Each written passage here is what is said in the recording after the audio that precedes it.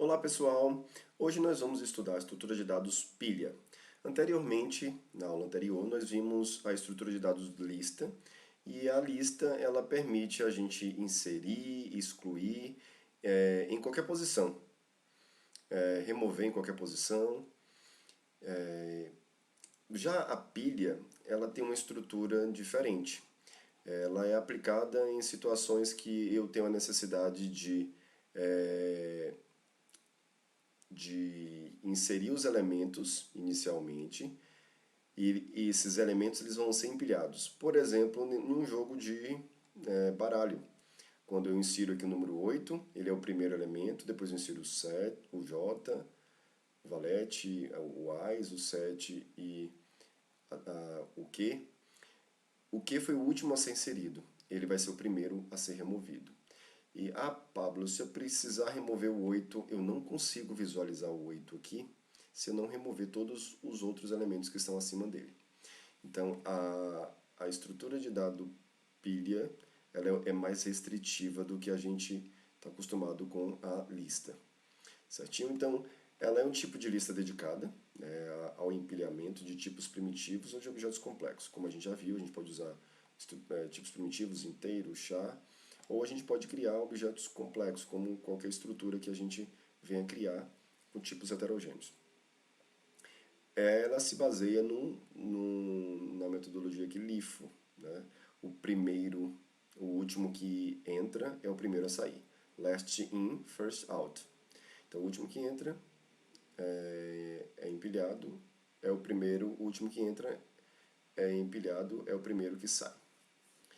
Então, eu inseri aqui o primeiro, ele vai ficar por baixo, vou inserir o segundo, vou inserir o terceiro. Se eu quiser visualizar ou remover esse elemento, eu visualizo somente esse do topo. Eu não tenho acesso aos outros aqui. Então tem essa característica. Vou usar em programas que necessitam ter acesso nessa ordem aqui, certo? Então este é o primeiro que sai. Este vai ser o último.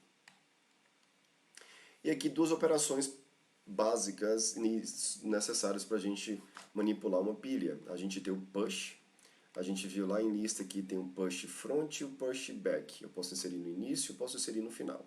Aqui não, eu só tenho uma forma de inserção.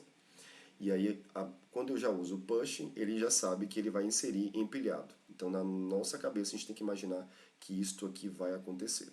Eu vou empilhar o A, aí vou push B, ele vai empilhar o B, então vai ficar em cima. Eu tenho uma função aqui topo, que ele me mostra qual é o topo da pilha. Aqui push C, ele seria o C. Percebe que usando a pilha dá para a gente fazer um algoritmo de inversão. Se eu peço para o usuário digitar palavra, por exemplo, jogar, eu coloco aqui jogar. Quando eu desempilhar, acessar o topo aqui, eu vou acessar de trás para frente. Então, com isso aqui eu já consigo fazer a inversão usando a lógica de pilha, de forma intuitiva. Então, topo, ele mostra o que está no topo. Então, se eu empilhei aqui ABC, quero mostrar o que está na minha pilha, topo, mostra o C. O pop, ele vai remover. Então, ele já remove e retorna para mim, retorna-se o C. Removeu. Topo, eu mostro o que está no topo, vai ser B. Se eu quiser remover, eu vou visualizar o B e depois o A. Então, em uma ordem inversa. Push D aqui, ele vai inserir o D. Pop, ele vai remover o D. Percebe que eu não preciso informar qual é o elemento que eu vou remover. O pop, obviamente, como é uma pilha, ele vai remover o do topo. Pablo, eu quero remover o primeiro. Não é possível fazer isso. A filosofia da pilha é exatamente essa. Igual uma pilha de prato. Vamos imaginar, eu pego um prato. Quando eu vou lavar esse prato, eu não vou pegar o primeiro que eu coloquei. Eu vou pegar o último. E aí segue-se essa filosofia. Só lembrar disso aí. E as operações são mais objetivos, são mais simples. Então eu tenho o push, ele vai empilhar um determinado item, primitivo, complexo. Adicione esse item no topo da pilha. A ordem de adição indica a ordem como os itens são desempilhados depois, mais recentes, vai sair primeiro. Remover pop, ele vai remover o que está no topo. O top, ele retorna para a gente sem remover, ele só mostra qual é o item que está no topo. Pilha size, assim como na lista, ele vai me retornar a quantidade de elementos que eu tenho naquela lista, naquela pilha, e o empty, ele me mostra se a minha pilha está vazia ou não. Vamos para a prática? Então, para utilizar a lista, eu uso a biblioteca include list. Para usar a pilha, eu uso stack. Da mesma forma como a gente fez anteriormente, eu crio uma estrutura que, para exemplificar, estou criando só um tipo inteiro, mas não justifica se eu for usar só um tipo inteiro aqui na estrutura. Eu poderia colocar aqui a pilha int e trabalhar com dados inteiro, mas aqui é só para representar que eu posso ter mais do que um elemento e para simplificar aqui a inserção desses elementos na pilha.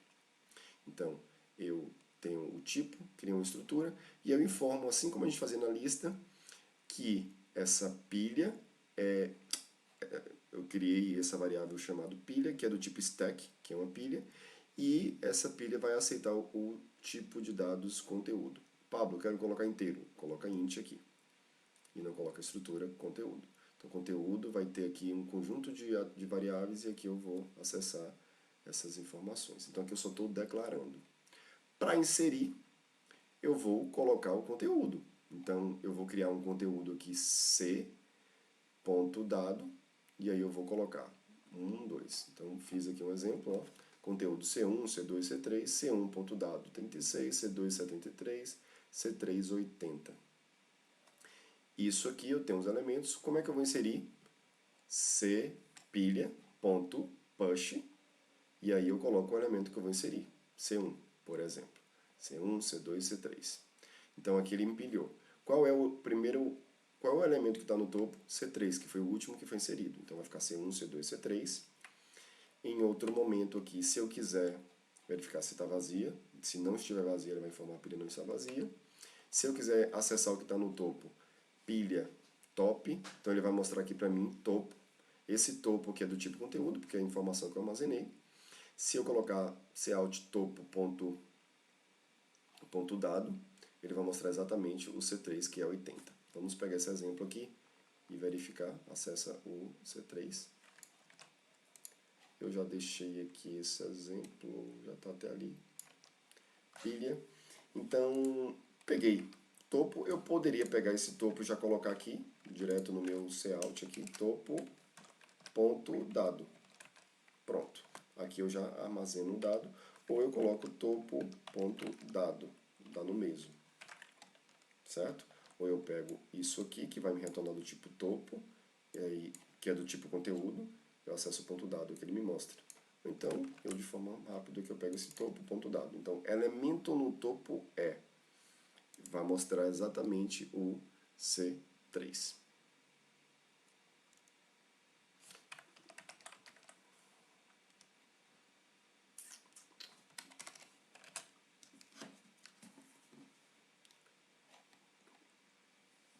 O elemento que está no topo é o 80.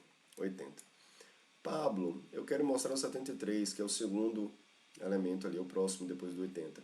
Eu tenho que remover o que está no topo. Então, como eu removo pilha.pop.